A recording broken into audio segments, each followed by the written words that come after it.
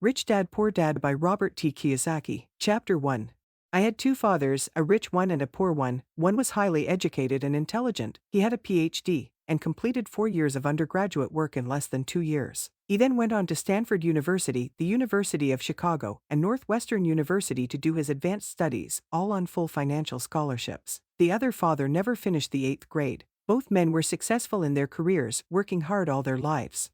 Both earned substantial incomes, yet one struggled financially all his life. The other would become one of the richest men in Hawaii. One died leaving tens of millions of dollars to his family, charities and his church. The other left bills to be paid. Both men were strong, charismatic and influential. Both men offered me advice, but they did not advise the same things. Both men believed strongly in education but did not recommend the same course of study. If I had only one dad, I would have had to accept or reject his advice. Having two dads advising me offered me the choice of contrasting points of view, one of a rich man and one of a poor man. Instead of simply accepting or rejecting one or the other, I found myself thinking more, comparing and then choosing for myself. The problem was, the rich man was not rich yet and the poor man not yet poor. Both were just starting out on their careers and both were struggling with money and families. But they had very different points of view about the subject of money. For example, one dad would say, the love of money is the root of all evil. The other, the lack of money is the root of all evil. As a young boy, having two strong fathers both influencing me was difficult. I wanted to be a good son and listen, but the two fathers did not say the same things. The contrast in their points of view, particularly where money was concerned, was so extreme that I grew curious and intrigued. I began to start thinking for long periods of time about what each was saying. Much of my private time was spent reflecting, asking myself questions such as, why does he say that? And then asking the same question of the other dad's statement. It would have been much easier to simply say, yeah, he's right. I agree with that. Or to simply reject the point of view by saying, the old man doesn't know what he's talking about. Instead, having two dads whom I loved forced me to think and ultimately choose a way of thinking for myself. As a process, choosing for myself turned out to be much more valuable in the long run, rather than simply accepting or rejecting a single point of view. One of the reasons the rich get richer, the poor get poorer, and the middle class struggles in debt is because the subject of money is taught at home, not in school. Most of us learn about money from our parents. So what can a poor parent tell their child about money? They simply say stay in school and study hard. The child may graduate with excellent grades but with a poor person's financial programming and mindset. It was learned while the child was young. Money is not taught in schools. Schools focus on scholastic and professional skills, but not on financial skills. This explains how smart bankers, doctors and accountants who earned excellent grades in school may still struggle financially all of their lives. Our staggering national debt is due in large part to highly educated politicians and government officials making financial decisions with little or no training on the subject of money. I often look ahead to the new millennium and wonder what will happen when we have millions of people who will need financial and medical assistance. They will be dependent on their families or the government for financial support. What will happen when Medicare and Social Security run out of money? How will a nation survive if teaching children about money continues to be left to parents, most of whom will be, or already are, poor? Because I had two influential fathers, I learned from both of them. I had to think about each dad's advice, and in doing so, I gained valuable insight into the power and effect of one's thoughts on one's life. For example, one dad had a habit of saying, I can't afford it. The other dad forbade those words to be used. He insisted I say, how can I afford it? One is a statement, and the other is a question. One lets you off the hook, and the other forces you to think. My soon-to-be rich dad would explain that by automatically saying the words I can't afford it, your brain stops working. By asking the question how can I afford it, your brain is put to work. He did not mean buy everything you wanted. He was fanatical about exercising your mind, the most powerful computer in the world. My brain gets stronger every day because I exercise it. The stronger it gets, the more money I can make. He believed that automatically saying I can't afford it was a sign of mental laziness. Although both dads worked hard, I noticed that one dad had a habit of putting his brain to sleep when it came to money matters, and the other had a habit of exercising his brain. The long-term result was that one dad grew stronger financially and the other grew weaker. It is not much different from a person who goes to the gym to exercise on a regular basis versus someone who sits on the couch watching television. Proper physical exercise increases your chances for health, and proper mental exercise increases your chances for wealth. Laziness decreases both health and wealth.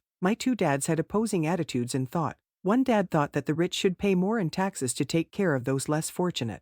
The other said, taxes punish those who produce and reward those who don't produce. One dad recommended, study hard so you can find a good company to work for. The other recommended, study hard so you can find a good company to buy. One dad said, the reason I'm not rich is because I have you kids. The other said, the reason I must be rich is because I have you kids. One encouraged talking about money and business at the dinner table. The other forbade the subject of money to be discussed over a meal. One said, when it comes to money, play it safe, don't take risks. The other said, learn to manage risk. One believed, our home is our largest investment and our greatest asset. The other believed, my house is a liability, and if your house is your largest investment, you're in trouble. Both dads paid their bills on time, yet one paid his bills first while the other paid his bills last. One dad believed in a company or the government taking care of you and your needs. He was always concerned about pay raises, retirement plans, medical benefits, sick leave, vacation days, and other perks. He was impressed with two of his uncles who joined the military and earned a retirement,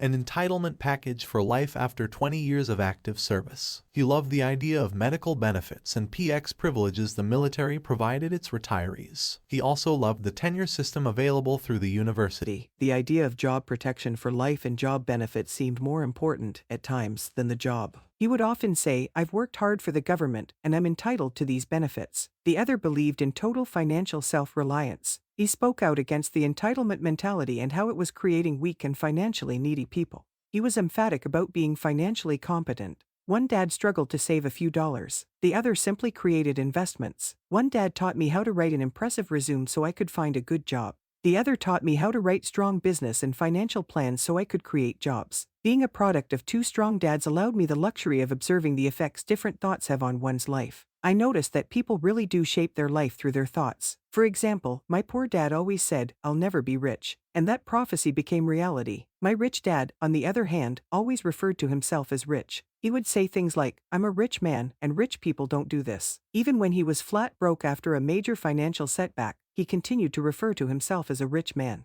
He would cover himself by saying, there is a difference between being poor and being broke. Broke is temporary and poor is eternal. My poor dad would also say, I'm not interested in money or money doesn't matter. My rich dad always said, money is power. The power of our thoughts may never be measured or appreciated, but it became obvious to me as a young boy to be aware of my thoughts and how I expressed myself. I noticed that my poor dad was poor not because of the amount of money he earned, which was significant, but because of his thoughts and actions. As a young boy, having two fathers, I became acutely aware of being careful which thoughts I chose to adopt as my own. Whom should I listen to, my rich dad or my poor dad? Although both men had tremendous respect for education and learning, they disagreed in what they thought was important to learn. One wanted me to study hard, earn a degree and get a good job to work for money. He wanted me to study to become a professional, an attorney or an accountant, or to go to business school for my MBA. The other encouraged me to study to be rich, to understand how money works and to learn how to have it work for me. I don't work for money, were words he would repeat over and over. Money works for me. At the age of 9, I decided to listen to and learn from my rich dad about money. In doing so, I chose not to listen to my poor dad, even though he was the one with all the college degrees. A lesson from Robert Frost. Robert Frost is my favorite poet.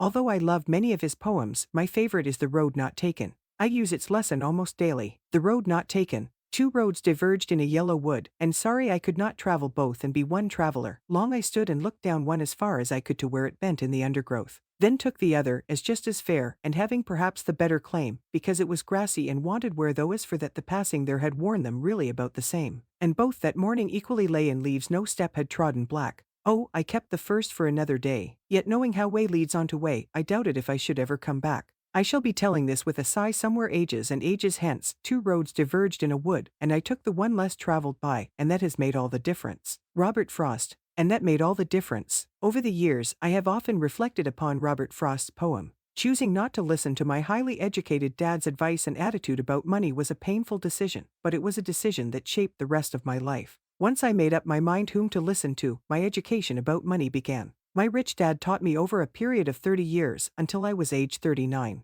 He stopped once he realized that I knew and fully understood what he had been trying to drum into my often thick skull. Money is one form of power, but what is more powerful is financial education. Money comes and goes, but if you have the education about how money works, you gain power over it and can begin building wealth.